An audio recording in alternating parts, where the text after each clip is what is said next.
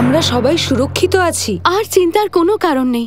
এই দেখো, আমাদের কাছে গ্রামবাসী আর প্রধান মশাইকে দেখানোর জন্য পর্যাপ্ত পরিমাণে লোহা আছে।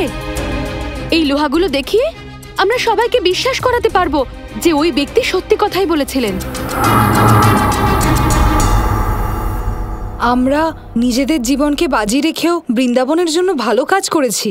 এবার আমরা প্রধান মশাইকে মানাতে পারবো এবং ওই সৎ ব্যক্তিকে আমাদের গ্রামে থাকতে দেওয়ার জন্য অনুমতি প্রধান মশাইয়ের থেকে চাইবো। আমাদের বৃন্দাবনে অনেক লোহা থাকবে আর আমাদের বৃন্দাবন ধনবান হয়ে উঠবে। হ্যাঁ হ্যাঁ, চলো, সবাইকে এই বিষয়ে জানাতেই হবে। চলো তাড়াতাড়ি যাই।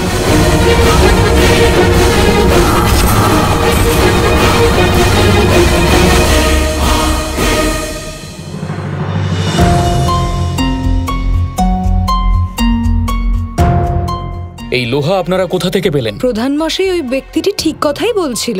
বৃন্দাবনের বাইরে সত্যিই একটা বড় পর্বত আছে। আপনাদের গ্রামের ঠিক পাশেই একটা বড় পর্বত আছে, আর ওই পর্বতে এত লোহা আছে যে কোনো গ্রাম সহজেই সমৃদ্ধ হতে পারে। এই দেখুন, এই লোহাগুলো আমরা ওই পর্বত থেকেই পেয়েছি। আমরা ওখানে গিয়েছিলাম। আমার মনে হয় আমাদের সবার ওখানে যাওয়া উচিত, যাতে আমরা সবাই আমাদের প্রয়োজন মতো লোহা নিয়ে আসতে পারি। এই বিষয়ে আপনার কি ভাবনা প্রধান মশাই? এই গ্রামের প্রধান হওয়ার দরুন এটা আমার কর্তব্য যে আমার নিজের গ্রামের এবং সকল গ্রামবাসীদের সুরক্ষার কথা ভেবে গ্রামের বিকাশের জন্য কোনো সিদ্ধান্ত নিই। আর আমার সিদ্ধান্ত এটাই যে আমি এই লোহা খননের পরিকল্পনাকে অস্বীকার করে এই বিষয়কে এখানেই সমাপ্ত করছি। আর এবার যদি আপনাদের কথা বলি, আপনারা পঞ্চায়েতের সিদ্ধান্তকে লঙ্ঘন করেছেন। কিন্তু প্রধান মশাই, পঞ্চায়েত তার সিদ্ধান্ত আগেই জানিয়ে দিয়েছে। তোমরা বাচ্চাদের ওখানে যাওয়ার অনুমতি কি করে দিলে? বাচ্চারা তো বোঝে না বলো, কিন্তু তোমরা তো বোঝো, তাই না? লোহার এত লোভ তোমাদের যে সেই লোহার জন্য বাচ্চাদের প্রাণ সংকটেরও ভয় হলো না। খুব ভুল করেছো তোমরা।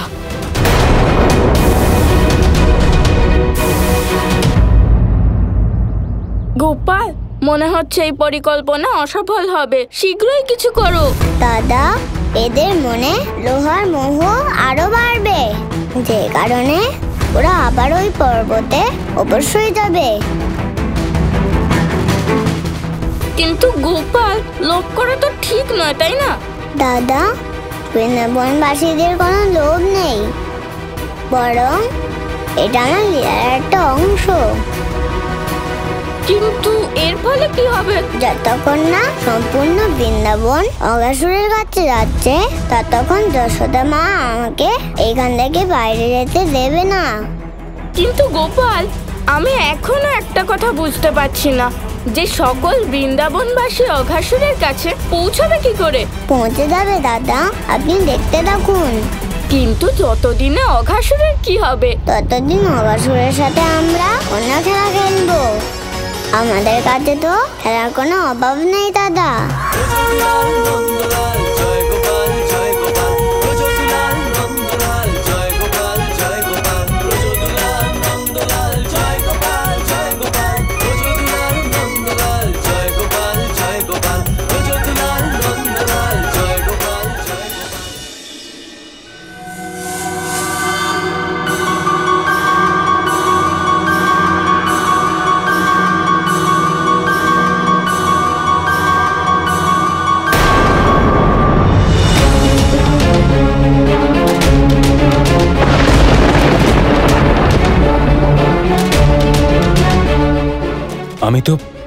আমি এখানে কি করে এলাম? তোমায় আমি বলছি, তুমি এখানে এসেছো এখানকার সরল বৃন্দাবনবাসীর সাথে ছলনা করার জন্য, ওনাদের লোহা খননের কাজে তোমাকে সাহায্য করার জন্য প্রভাবিত করতে। কিন্তু আমি থাকতে এটা কখনোই সম্ভব হবে না। তাই তুমি এখান থেকে এক্ষুনি চলে যাও। যদি আর কখনো তোমাকে এই গ্রামে দেখতে পাই, তার ফল ভোগ করতে হবে তোমাকে। এই বৃন্দাবনবাসীদের তো আমি ছাড়বো না, কিন্তু এখন আমাকে এখান থেকে যেতে হবে। প্রণাম।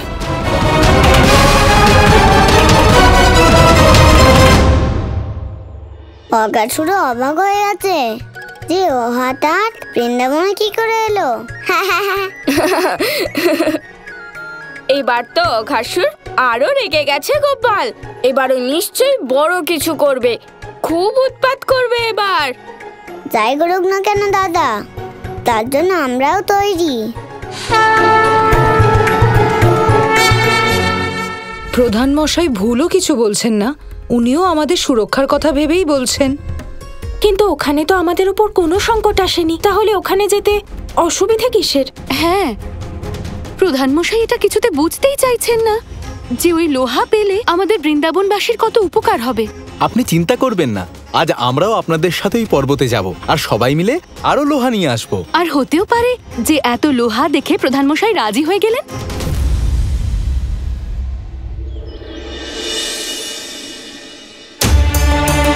তুমি বলেছিলে না পর্বতের ভিতরে যাওয়ার জন্য একটা গুহা আছে? ওই দেখো গুহা। ওই গুহার ভেতরে আমি লোহা পেয়েছিলাম। চলো চলো আমরা সবাই মিলে যাই। চলো যাই, চলো চলো।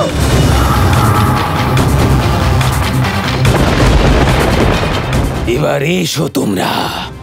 আমাকে যেভাবে অপমান করা হয়েছে তার জন্য তোমাদের সবাইকে আমি মৃত্যুপুরীতে নিয়ে যাব।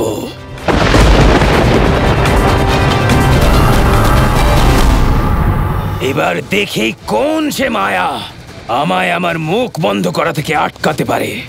কোনো মায়া, কোনো ছলনা আর আমার উপরে কাজ করবে না। তুমি চেষ্টা করে দেখো অগাসুর, তুমি তোমার উদ্দেশ্যে সফল হতে পারবে না।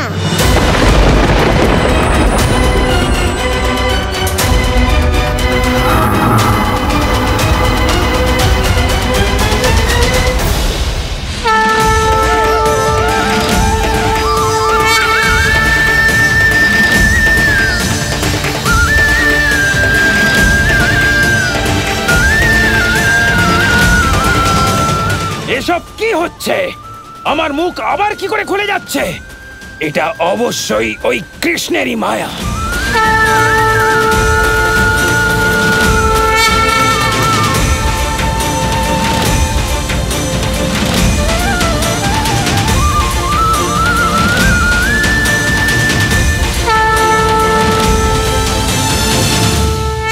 আমার তো বিশ্বাসই হচ্ছে না যে আমরা এতটা লোহা পেলাম। এবার প্রধানমশাই অবাক হয়ে যাবেন, উনি আর কিচ্ছু বলতে পারবেন না।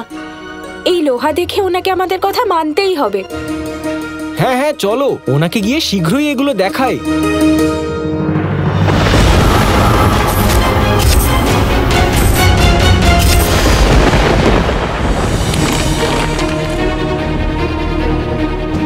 এত অধিক মাত্রায় কাঁচা লোহা?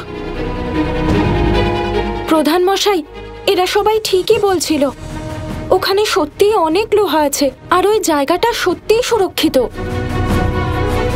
আপনি যদি এখনো নিষেধ করেন, জানবেন আপনার সিদ্ধান্ত গ্রামবাসীদের বিপক্ষে যাবে।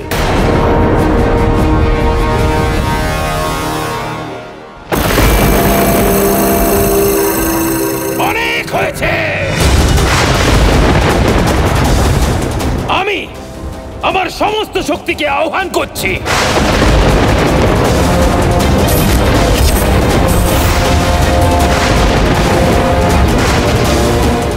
আমি এই মায়ার সাথে লড়তে আমার সমস্ত শক্তি প্রয়োগ করব, কিন্তু এবার আমি আর ওই মায়াবী বালকের কাছে পরাজিত হব না।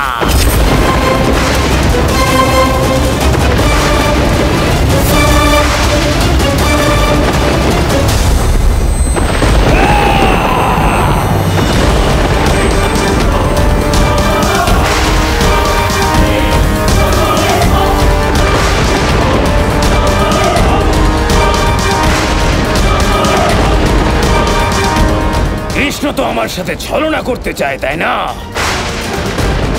আমি আমার সেই সব শক্তির প্রয়োগ করব যাতে কৃষ্ণর কোনো মায়া, কোনো ছলকপট আমার কোনো ক্ষতি করতে না পারে।